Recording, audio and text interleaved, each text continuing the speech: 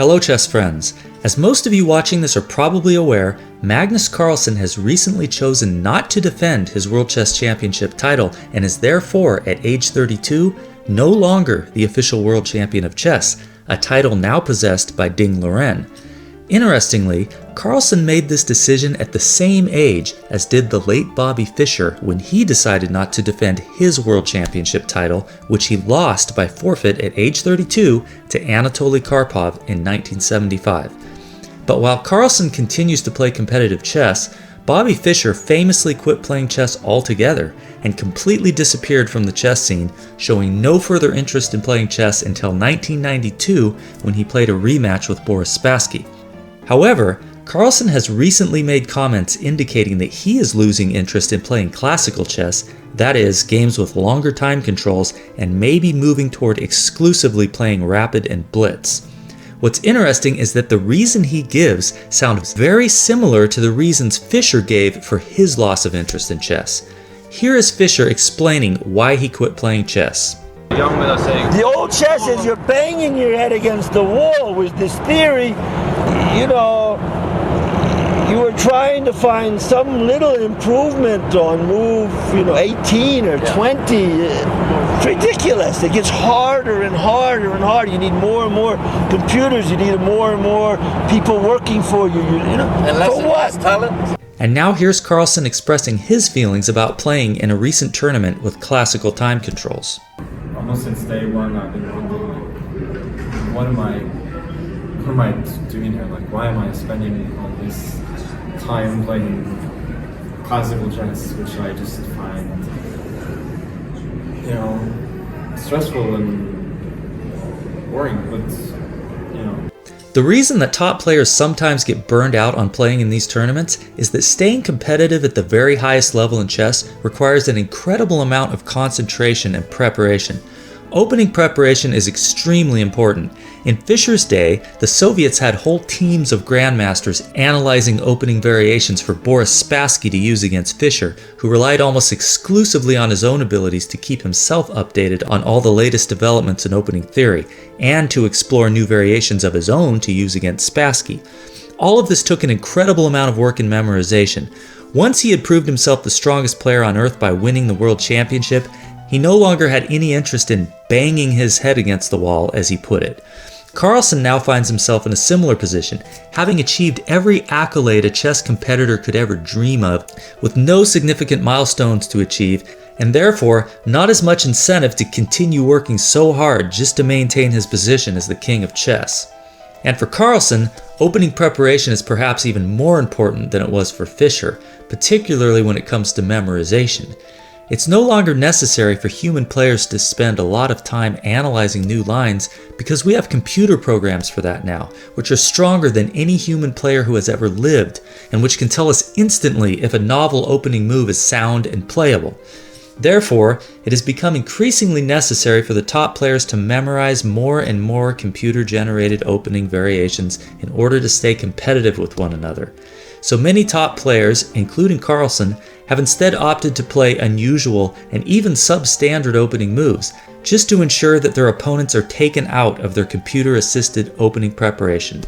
Chess was never meant to be a contest of who can memorize the most computer lines, which is probably at least partly why Carlsen seems to prefer rapid and blitz time controls, where tactical awareness and instincts are still more relevant than exhaustive opening preparation. Now that we've covered some of the reasons that Fischer and Carlsen got burned out on classical chess, let's now discuss the consequences for the chess world when the top player decides to quit the most traditional form of the game. In Fischer's case, these consequences are fully known and realized, and the loss was tremendous. The chess world lost the greatest player that the game had ever seen. No chess player on earth was capable of creating such consistently beautiful and brilliant games, which Fischer would have continued to produce for the enjoyment and delight of chess players all over the world for years to come if he had only continued to do what he had trained his whole life to do. But it wasn't to be. The greatest chess mind in existence stopped caring about chess, and the world was deprived of many incredible games. But are we in the same situation with Magnus Carlsen? Well, obviously not, because Carlsen has not completely given up chess.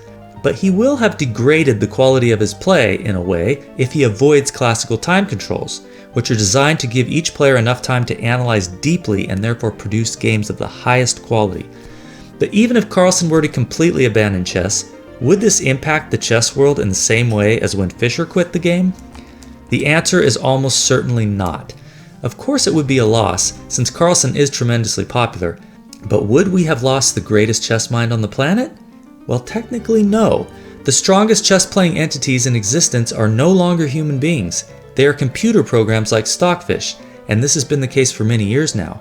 Therefore, if we were to lose the strongest human player, we would not lose the potential to witness the most beautiful, brilliant, and advanced chess games that can possibly be produced.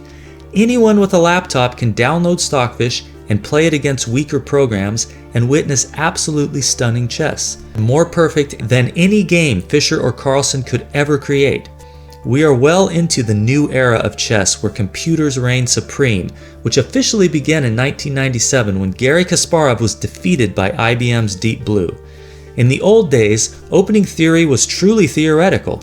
Opening novelties often took years to understand, requiring thousands of hours of study by the world's top players to discover variations that today's computer programs can find in minutes or even seconds.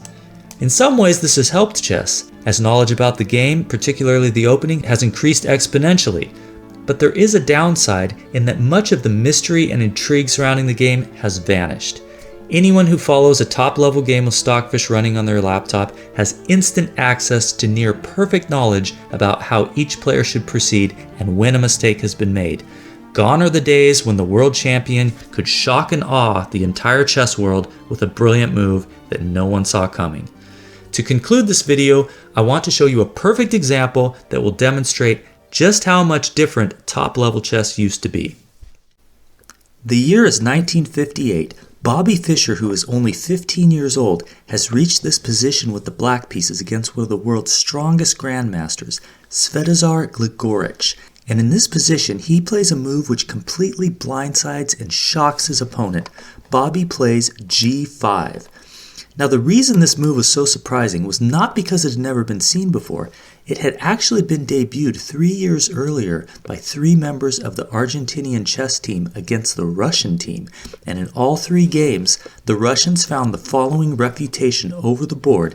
They replied, f takes g5. The knight retreats to d7, but now comes a sacrifice found by all 3 Russian grandmasters, knight takes e6, and this is very dangerous for black. F takes e6 is the best response. Now queen h5 comes with check, forcing the black king to the open f file, with king to f8, and now for a beautiful move, bishop to b5.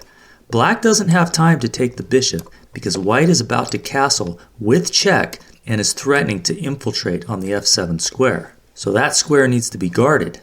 The Argentinians chose to deal with this threat by first moving the king. King g7, white castles, and now knight to e5, guarding f7 that way. The Russians played bishop g3, attacking the knight, and all 3 Argentinians went on to lose due to the vulnerability of their exposed king. And so it was thought that this line, which became known as the Sicilian Vespers variation, was unsound for black and had totally been refuted.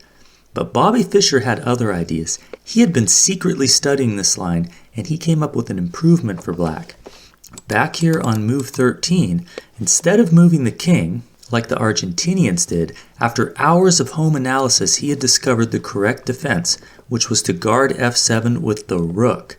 Rook to h7, a move which Stockfish finds in less than a second, demonstrating just how powerful today's computer-assisted opening preparation is when compared to the hours of human analysis that used to be required to understand a position like this. Fischer's opponent was clearly unprepared for the firestorm of home preparation that he had just walked into, and understandably did not find the strongest moves for white. He tried queen to g6, attacking the rook, and attempting to keep Fischer's king stuck on the f-file, but now rook to f7 simply blocks the f-file, and after some checks from the queen to h6 check, grabbing a pawn, king to g8, queen g6 check, rook g7, the rook is there to shield the king, and now white is the one who is under pressure. However, Fischer was unable to secure a lasting advantage due to some slightly inaccurate play later on, and the game eventually ended in a draw. But I just wanted to show you this because it is a perfect example of an opening that in the 1950s was thought to be losing for black, and it took a future world champion hours of home analysis to prove otherwise. Whereas today, anyone with access to a strong computer program like Stockfish will see that it's defendable for black and exactly which moves are correct within seconds. So it's a stunning example of the difference between chess in the era of Fischer versus the era of Carlsen. So I hope you enjoyed this video. Please like and subscribe if you haven't already, and thanks for watching.